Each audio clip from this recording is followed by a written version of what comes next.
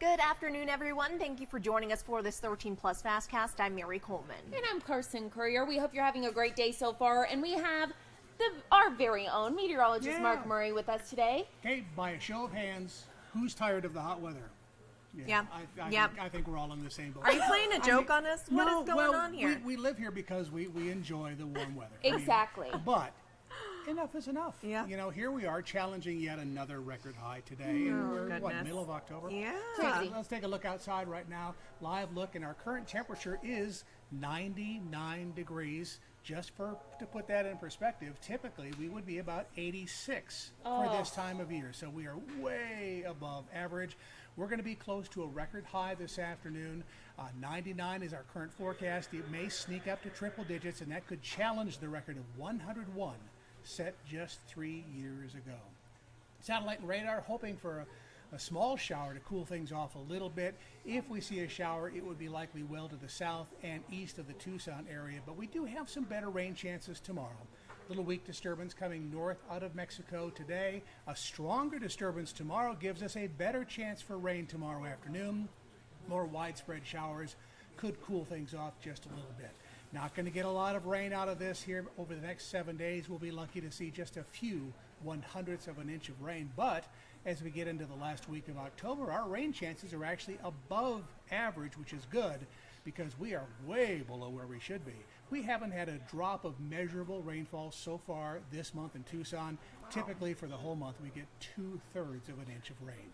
Going to be kind of windy tomorrow. If those showers do pop up, we could see some wind gusts around Pima County in the Tucson area exceeding 30 miles per hour tomorrow afternoon. Keep that in mind. And we're also looking for some strong winds to return by Monday of next week. That's our next major system coming in. 65 degrees, our low tonight. An isolated shower between now and about 8 o'clock. 95 tomorrow with a slightly better chance of rain. And high temperatures elsewhere in southern Arizona tomorrow. Marana 96. Oro Valley 97, and again Tucson at 95 degrees. Here's your 7-day forecast, 95 degrees, a 20% chance of a shower tomorrow. Look at that, we're right back up into the upper 90s on Friday, and we will stay well above average all the way through the week. You just can't escape it, but it's not your fault, Mark. I know. Thank we love you. Mark. And to our website now, a pretty big national story that I'm sure many of you have heard about involving the disappearance of Natalie Holloway. We know that new details will be released regarding the circumstances surrounding her death. That will happen at a change of plea and sentencing hearing for the main suspect in her death, Joran Vandersloot. You see his picture right there on your screen. Now, he's expected to plead guilty Wednesday in federal court after pleading not guilty to extortion and wire charges earlier this summer. He will be releasing new details about Holloway's death as part of the plea agreement. Officials say the exact agreement was to reveal how she died. Of course, we'll let you know what comes out of that. And to our next story now, the latest out of Israel. More than 1,400 Israelis are dead so far. Meanwhile, the number of dead in Gaza tops 3,000. More than 1 million people are out of their homes in the Gaza Strip as Israeli forces look to take out Hamas leadership. While parts of Gaza are without power, food, and water, hospitals say they are on the verge of collapse. Israel is also getting support from U.S. warships, and there was a call of up to 360,000 reservists. Now, as thousands of rockets have rained down on Israel, the country has been relying on the Iron Dome system to protect its people. And Sarah Snyder was able to get a closer look at one of Israel's most important pieces of military equipment, and she explains how that works. All right, we are in southern Israel. I cannot tell you exact location because it would be a security breach for the Israeli military. But what you're seeing behind me is an incredibly important piece of military equipment. It is the Iron Dome that you've been hearing so much about. The Iron Dome is about 90% accurate in knocking out rockets that come over the border, fired from Hamas. It is so incredibly important, obviously, because it saves lives, most literally saves lives, saves property, knocks those rockets out way above the heads and buildings and homes of people so that you are not feeling the impact of what an explosive rocket would do if it weren't for this technology. The technology first worked In 2011, it successfully knocked out a rocket that had been fired from Gaza. So it isn't that old, but it is so important. The issue now is Israel is in a full-scale war. They have declared wars. And so because of that, you've got all these rockets coming over from Gaza, from Hamas, firing those rockets. When there are thousands of them in a very short period of time, there just aren't enough Iron Domes to stop every single rocket, which is why you have seen some of the damage and people maimed by rocket fire. But this is perhaps, for saving lives, the most important piece of equipment that exists in this country. And in the meantime, more Americans are getting out of Israel safely. A Royal Caribbean cruise ship carrying U.S. nationals departed this morning. That ship is now heading to Cyprus. Only U.S. nationals and their immediate families were allowed on, but some Israeli Americans say they feel they should stay in Israel. I don't agree with this trip. I came along because I want to be with my family, but I think that we should stay in Israel with our nation and with our family, and I think we have to show support. And if everybody picked up and left, not everybody would come back. And what are we fighting for? We're fighting for our country and for a place to call home. And I think that we should stick to our land. According to the U.S. Embassy in Israel, the evacuees are responsible for their travel onward from Cyprus. The Biden administration has also been chartering flights as a way to evacuate stranded Americans, and those chartered flights begin on Friday. Now to Washington, D.C., where Republicans are expected to meet this evening to try and rally support for Jim Jordan to be the next House Speaker. Jordan sent a letter to fellow House Republicans today, promising to bring the party together if chosen as the next Speaker. Jim Jordan's effort to gain support is seen as essential to get the 217 votes needed for election. That means he can only afford to lose 4 members of the GOP, since Democrats are most likely to vote for their own candidate. The House has been without a speaker for 2 weeks, which means no legislation can get passed. That includes any bill to help avert a government shutdown in about a month. The first formal vote for a new House Speaker could happen as early as tomorrow. And a settlement was filed today in a long-running lawsuit over the Trump administration's separation of parents and their children at the border, and bars the government from similar separations for 8 years. According to the Biden administration, it also provides benefits like the ability for their parents to come to America and work. The settlement between the Biden administration and the American Civil Liberties Union still has to be approved by the judge, but if finalized, it would make it much more difficult for any administration, including former President Donald Trump, to revive one of his most controversial tactics to halt immigration at the southern border if he wins next year's election. Turning now to some health news. According to the CDC, every year in the United States, RSV leads to more than 2 million visits to the emergency room or pediatrician's office and up to 80,000 hospitalizations among children under 5. But this year, there's a new way to help prevent severe illnesses from this virus.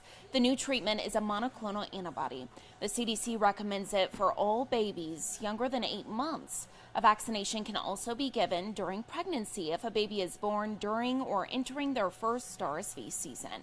The CDC also recommends adults ages 60 and older to talk to their doctor about an RSV vaccination, as older adults are at increased risk for severe RSV as immune systems weaken with age. Meanwhile, Tucson officials want to get your thoughts on a proposed amendment aimed toward smoke shops within the city. Now, a public hearing is scheduled before the mayor and council tomorrow. The proposed amendment would create new classifications for smoke shops and establish minimum separation distance from schools and other smoke shops. The Planning Commission made that recommendation to the mayor and council with the addition of a separation distance from parks and limits on the hours of operation. Happening now, thousands of federal firefighters could face a drastic pay cut in the coming weeks, and some fear that could lead to many walking off the job.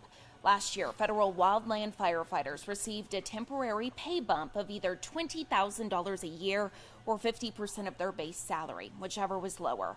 But now that temporary supplement is estimated to run out around the beginning of next month, unless Congress makes the pay raise permanent. The pending pay cuts come at a time when wildfires have become more destructive in recent years as a result of climate change. A Colorado congressman has introduced bipartisan legislation that would make the pay raises permanent. However, that legislation is currently stalled in the House, which is still without a speaker. The National Federation of Federal Employees has estimated that 30 to 50% of the workforce could resign if the pay increase comes to an end. And as many of us know, the summer of 2023 will go down in the record books as pretty much brutal. We saw trees turn brown and some saguaro cacti collapse. Now we are learning what the record heat did to the state's wild animal population. Arizona Game and Fish officials brought 2.5 million gallons of water to the wilderness to help animals beat the drought and heat. Those tanks are spread across the state, so wild animals are concentrated in the few areas with natural water sources. Officials say it appears the wildlife made it through a massive die-off thanks to our wet winter and the water drops. The heat itself is not going to cause population die-offs like a total lack of food, like drought will, because they don't have food for a month or 2 months. That's really hard on them. Heat is just an added stress, and they just have to adapt behaviorally to try to get out of that heat. And keep in mind, not every animal reacted the same way. Rabbits and rodents reproduce and die at a much higher rate than larger animals, so it's likely those species saw a drop in population this summer. Take a look at this story. It's just so cute. A couple in Wisconsin celebrated 78 years of marriage this weekend. Bernie and Juanita Rear were high school sweethearts and celebrated the monumental milestone with their family and friends. They have 5 children, so when they get the whole family together, get this, there are over 60 people in all. Big family there, Carson. The Rears are farmers at heart and live on farmland in between 2 of their children's farms, one of which is the family home farm. The couple has a sign that was started for them on their 40th wedding anniversary and has been getting updated since with more milestones. A big congratulations to them. How cute are they? Honestly, my favorite part, take a look at this sign. Yeah, they just keep crossing changing out it. the year. I love Goals. it. So sweet. Now we want to show you another story here. So this one, not so sweet, but it does have a good ending here. So Janae Edmondson, a teen volleyball player from Tennessee who lost her legs after being hit by a car. She walked in her prosthetics at a football game at her former high school. Now, as you can see, I want to see if this video will play here to show you exactly her walking. But first, we'll bring this back. So that's a picture of her. That's her playing volleyball. And then here, let me fast forward it a little bit. I believe you will be able to see her walking. So this was at the football game, and she is now a freshman at Middle Tennessee State University. Now, she took her first steps in July with her new legs, and she lost her legs and had numerous surgeries after a driver hit her in St. Louis while she was in town for a volleyball tournament. So bittersweet story. Definitely look at her now, though. Honestly, such a great moment for her, definitely for her friends and family to be cheering her on. The man who did hit her, he is facing charges related to the crash, but at least she's able to kind of, get back up again. Absolutely. It's just a lesson for everyone. Hey, if at first you don't succeed, try again. So Amen. She's doing it. We love it. Absolutely. Well, we'll leave you all with a live look outside right now. Things are looking beautiful, but if you're in it, I don't know if they're exactly feeling beautiful at 99 degrees. Exactly. Can you believe we're about to, maybe, I don't want to jinx us. We'll see. I know. We will see. But if we break another record in mid-October, yeah, that's all we can say is, here we go again. Here we go again. Well, thank you all so much for watching this 13 Plus FastCast. We'll have more news and weather at 7:30. We'll see you then.